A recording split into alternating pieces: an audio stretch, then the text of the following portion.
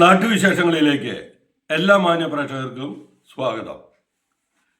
മുട്ടിക്കുളങ്ങര ശ്രീ മാരിയമ്മൻ ക്ഷേത്രത്തിൽ 3 ദിവസമായി നടന്നിരുന്ന ശ്രീ മാരിയമ്മൻ പൂജാ മഹോത്സവം സമാപിച്ചു. ആദ്യ ദിവസം രാവിലെ 7 മണിക്ക് പ്രഭാത പൂജ, 8 മണിക്ക് ഉടുക്കുപാട്ട്, 11 മണിക്ക് അന്നദാനം, വൈകുന്നേരം 6 മണിക്ക് ദീപാരാധന, 6:30 കമ്പം നാട്ടൽ എന്നിവ വളരെ ഭക്തിപൂർവ്വം തന്നെ നടന്നു. തുടർന്ന് 7 മണിക്ക് മെഗാ മ്യൂസിക്കൽ ഈവൻറ്റും ആസ്വദിച്ചു.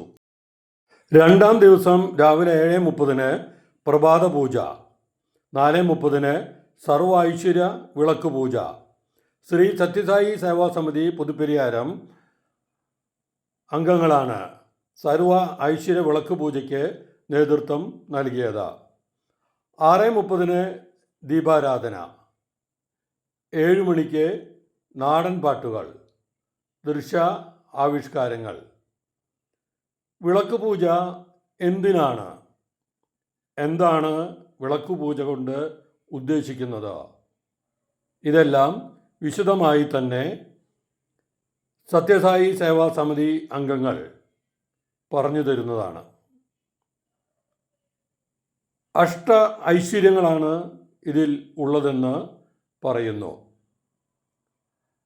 2 ദിക്കിലേക്കും തിരിവെച്ച് വിളക്ക് കത്തിക്കുകയും പൂവും അരിയും ഇട്ട് പൂജാമന്ത്രങ്ങൾക്കൊപ്പം പൂജ ചെയ്യുകയുമാണ് ചെയ്യുക. ഇത് വിളക്കിനെ ദേവിയായി നാം മനസ്സിൽ ചിന്തിക്കുന്നു. അതുപോലെ തന്നെ പൂവും അരിയും പൂജയ്ക്ക് അർപ്പിക്കുമ്പോൾ അത് നമ്മുടെ മനസ്സാണ് അതിൽ അർപ്പിക്കുന്നത്. ഇതുകൊണ്ട് കുറേ ഐശ്വര്യങ്ങൾ ലഭിക്കുമെന്ന് പറയുന്നു. അതാണ് അതിൻ്റെ വിശ്വാസം.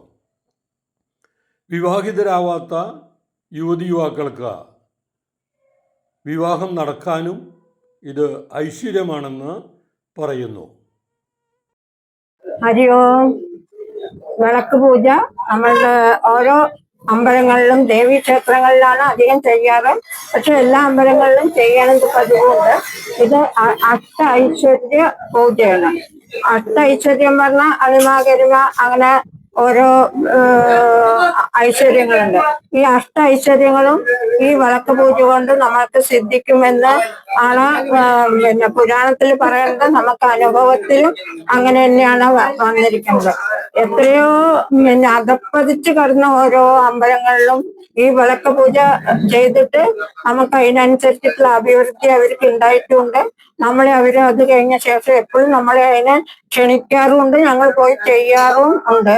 നമ്മൾ വിളക്കിൽ ഓരോ വിളക്കില് 4 വെച്ചിട്ട് വിളക്ക് വെച്ച് അതില് 2 തിരി ഇട്ടിട്ട് കിഴക്കും പടിഞ്ഞാറും തിരിയിട്ടിട്ടാണ് സാധാരണ ചെയ്യാറ്. അത് പിന്നെ വിളക്കിനെ നമ്മൾ അമ്മയായിട്ട് സങ്കല്പിച്ചിട്ടാണ് ആ പൂജ ചെയ്യുന്നത്. ഓരോ പൂവ് പിന്നെ നമ്മൾ അമ്മേനെ സങ്കല്പിച്ചിട്ട് ഓരോ പൂവ് പിന്നെ അമ്മയുടെ പാദത്തില് അർപ്പിക്കണം. പുഷ്പമല്ല അർപ്പിക്കേണ്ടത്, നമ്മളുടെ മനസ്സാകുന്ന പുഷ്പമാണ് ആ ദേവിയുടെ പാദത്തില് അർപ്പിക്കുന്നത് എന്നുള്ള പൂർണ്ണ സങ്കല്പത്തോട് കൂടിയിട്ട് നമ്മൾ അവിടെ അർപ്പിച്ചു കഴിഞ്ഞാല് നമുക്ക് എന്തൊക്കെ ആഗ്രഹമുണ്ടോ ആ ആഗ്രഹം അമ്മോടല്ലാണ്ട് നമുക്ക് ആരോടും പറയാൻ പറ്റില്ലല്ലോ. അമ്മോട് പറഞ്ഞിട്ട് നമ്മളുടെ ആഗ്രഹങ്ങൾ അമ്മോട് പറഞ്ഞ് അത് ചെയ്തിട്ട് ഓരോ വീടുകളിലും ഞങ്ങൾക്ക് അതിനനുസരിച്ചിട്ടുള്ള അനുഭവങ്ങൾ ഉണ്ടായിട്ടുണ്ട്. കല്യാണം കഴിക്കാൻ പറ്റാത്ത എത്രയോ ആൺകുട്ടികൾക്കും കൂടി ആ വീട്ടിൽ സർവൈശ്വര്യ പൂജ ചെയ്തിട്ട് അവർക്ക് 3 പ്രാവശ്യം ചെയ്തു. അവർക്ക് അതിന് ശേഷം അപ്പൊ തന്നെ ആ കുട്ടിക്ക് കല്യാണം വഴി ചെയ്തു. അവര് നന്നായിട്ട് ഇരിക്കുന്നുണ്ട്. പിന്നെ ഒരു വീട്ടിൽ എന്താ വെച്ചാല് അവർക്ക് ആ വീട്ടിലേക്ക് കയറാൻ പറ്റില്ല, വീടൊക്കെ കെട്ടിക്കഴിഞ്ഞു, എന്നാലും ആ വീട്ടിലേക്ക് അവർക്ക് കയറാൻ തോന്നുന്നില്ല എന്നുള്ള ഒരു ഇതാണ്. ഒരു പാവപ്പെട്ട വീടായിരുന്നു. പക്ഷെ ഞങ്ങൾ അവർക്ക് അവിടെ ഗണപതി ഹോമം കഴിക്കാനുള്ള ഒരു സാഹചര്യമല്ല. അപ്പൊ അമ്പലത്തില് ആ തിരുമേനിയെ കൊണ്ട് തന്നെ ഒരു ഗണപതി ഹോമം കഴിപ്പിച്ചിട്ട് ആ പ്രസാദം അവിടെ വീട്ടിൽ കൊണ്ടുപോയി വെച്ചിട്ട് അവരുടെ വീട്ടിൽ ഞങ്ങള് എത്ര പ്രാവശ്യമാണോ കുറച്ച് പ്രാവശ്യം അവിടെ വിളക്ക് പൂജ കഴിച്ചു. അവർക്ക് പിന്നെ ആ വീട്ടിൽ ഒരു ബാധകളും ഉണ്ടാവാതെ അവരവിടെ സുഖമായിട്ട് ഇന്നും ജീവിക്കുന്നുണ്ട്. ഇനി ദീപാരാധനയാണ്. നാം ദേവിയെ മനസ്സുരുകി പ്രാർത്ഥിച്ച് ദീപാരാധനയിൽ പങ്കുകൊള്ളുകയാണ് ചെയ്യുന്നത്. വളരെ ഭക്തിപൂർവം തന്നെ എല്ലാവരും ദീപാരാധനയിൽ പങ്കെടുത്ത് ദേവിയെ തൊഴുത് സായുജ്യമണിഞ്ഞാണ് പോയത്. എല്ലാവരും ഇന്ന് എത്തിയിട്ടുണ്ടാകുമെന്ന് വിചാരിക്കണം. അതുകൊണ്ട് തന്നെ ആദ്യം തന്നെ ഈ വേദിയിലേക്ക് എല്ലാവരെയും വളരെ സന്തോഷത്തോടുകൂടി മാരിയമ്മൻ പൂജാ കമ്മിറ്റിക്ക് വേണ്ടി സ്വാഗതം ചെയ്യുന്നു. പ്രിയമുള്ളവരെ, നിങ്ങളുടെ സ്നേഹവും സന്തോഷവും സഹകരണവും സാന്നിധ്യവുമാണ് ഞങ്ങളുടെ പ്രചോദനം. തുടർന്നും ഞങ്ങളോടൊപ്പം നിങ്ങൾ ഉണ്ടാവണം.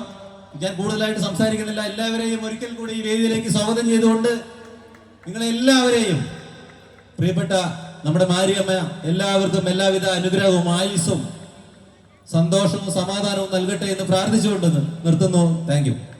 ദീപാരാധനയ്ക്ക് ശേഷം നാടൻ പാട്ടുകളും ദൃശ്യാവിഷ്കാരങ്ങളും കാണാനായി ഭക്തജനങ്ങൾ എത്തിയത്. കണ്ണന്നൂർ കണ്ണാടി ഗ്രാമിക ഫോക്ക് ബാൻഡ് സംഘമാണ് ഈ നാടൻ പാട്ടും ദൃശ്യാവിഷ്കാരങ്ങളും അവതരിപ്പിച്ചത്.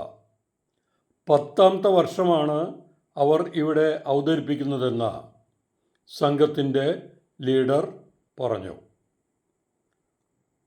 ശബ്ദത്തിൻ്റെയും വെളിച്ചത്തിൻ്റെയും ആവിഷ്കാരം വളരെ ഭംഗിയായി തന്നെ ഉണ്ടായിരുന്നു. നാടൻ കലാരൂപങ്ങൾ സ്റ്റേജിൽ മാത്രമല്ല, സ്റ്റേജിൽ നിന്ന് ഇറങ്ങി കാണികളുടെ അടുത്തേക്ക് വന്ന് നൃത്തം ചെയ്യുന്നത് കാണികളിലും ആവേശമുണർത്തി. കൊച്ചു കുഞ്ഞടക്കം ആവേശത്താൽ തുള്ളിച്ചാടിക്കൊണ്ടിരുന്നു. വളരെ ആസ്വാദ്യകരമായിരുന്നു അവരുടെ ഓരോ പാട്ടുകളും ഓരോ ദൃശ്യ ആവിഷ്കാരങ്ങളും. ഈ കലാകാരന്മാരെയും കലാകാരികളെയും അഭിനന്ദിച്ചേ മതിയാകൂ. വേദി തകർത്താടുകയാണ് അവർ. സമാപന ദിവസം പൊങ്കൽ പൂജ 11 മണിക്ക് നടന്നു.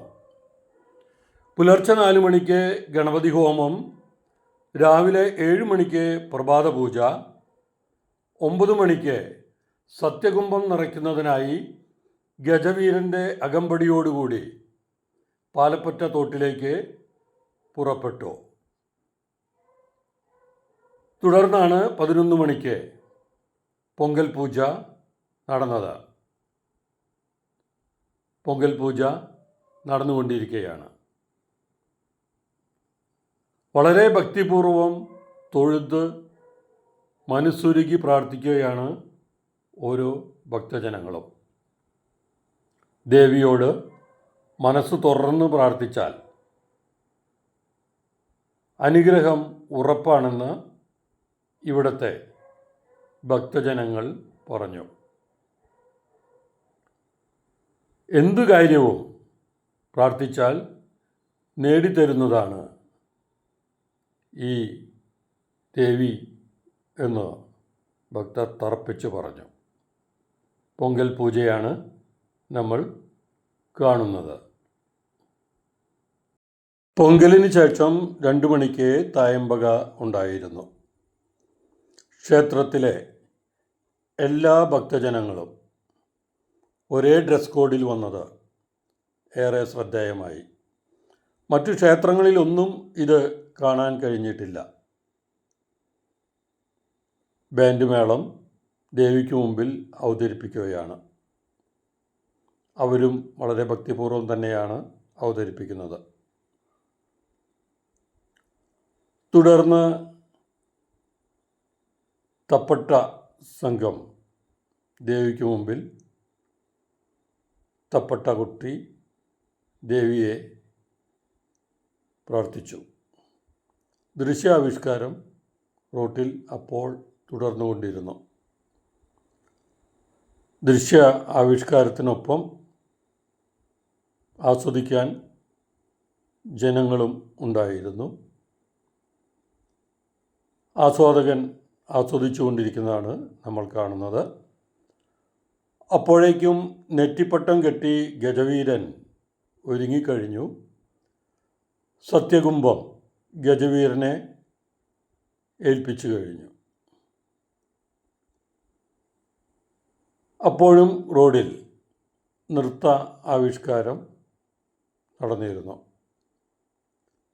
സത്യകുംഭവുമായി ഗജവീരൻ ചെണ്ടമേളം, ബാൻഡ് സെറ്റ്, നൃത്തശില്പങ്ങൾ, കൈക്കൊട്ടിക്കളി, തപ്പട്ട, മാവിളക്ക് എന്നിവയോടുകൂടി പുറപ്പെട്ടതാണ് നമ്മൾ കാണുന്നത്.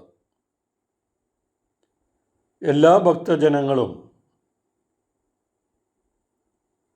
ഇതോടൊപ്പം അനുഗമിച്ചിരുന്നു. ദൃശ്യാവിഷ്കാരങ്ങളിൽ വളരെ ശ്രദ്ധേയമായ പല കാഴ്ചകളും ഉണ്ടായിരുന്നു. സത്യകുംഭം പാലപ്പറ്റ തോട്ടിലേക്ക് എത്തിക്കഴിഞ്ഞു. പൂജയ്ക്ക് ശേഷം തോട്ടിൽ ഒഴുക്കുന്ന കർമ്മമാണ് നമ്മൾ ഇപ്പോൾ കണ്ടുകൊണ്ടിരിക്കുന്നത്.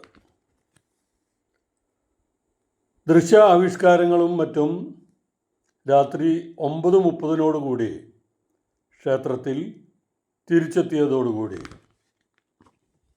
3 ദിവസം നീണ്ടുനിന്ന ശ്രീ മാരിയമ്മൻ പൂജാ മഹോത്സവം സമാപിച്ചു.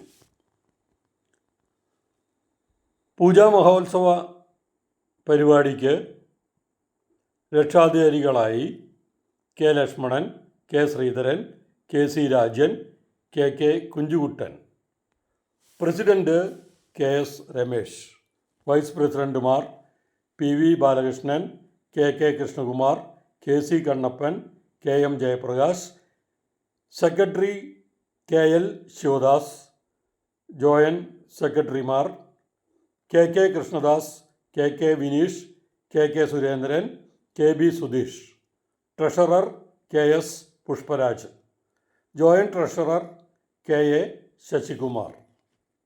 കമ്മിറ്റി അംഗങ്ങൾ K C Appukuttan, N Ramakrishnan, P C Premadas, K P Viswanathan, K K Ramakrishnan, K A Radhakrishnan, K M Krishnadas, K P Radhakrishnan,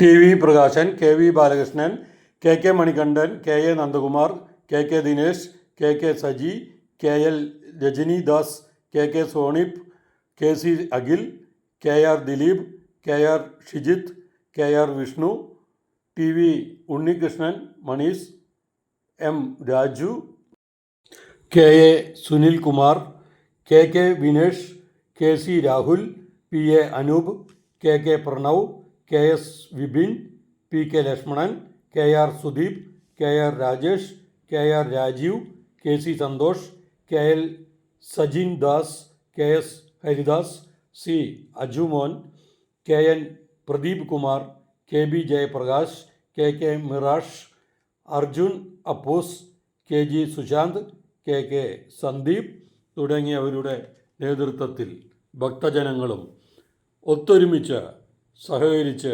ഭംഗിയായി തന്നെ പൂജാ മഹോത്സവം നടത്തി. നാട്ടിലെ വാർത്താ സ്പന്ദനങ്ങൾ ഞങ്ങൾ ജനങ്ങളിലേക്കും അധികാരികളിലേക്കും എത്തിക്കുന്നു.